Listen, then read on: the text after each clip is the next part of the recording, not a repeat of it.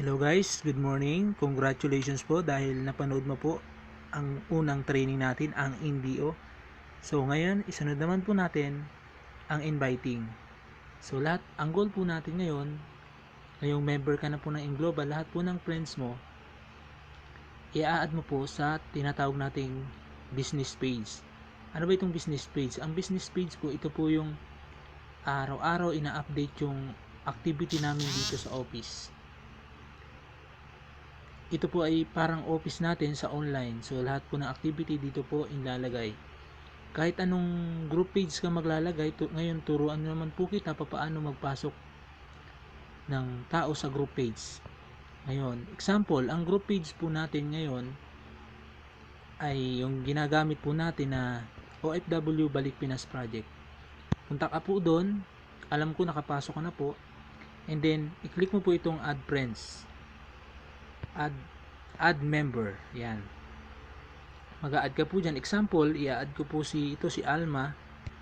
I-click mo lang po siya. Alma. And then, pag in-add mo siya, click mo lang po yung done. Yan. Ibig sabihin, nandun na po yon. Si Alma, ganun lang po.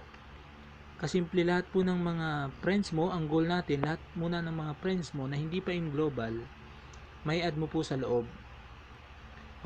Kasi po, ang rules po dyan, kung sino po yung nag-add, at kahit sino po ang nag-OPP na admin, ako po ang admin dyan, pag nakita ko po na nagtanong, nakausap ko at na-OPP ko, magjo-join, titingnan ko po kung sino po ang nag-add.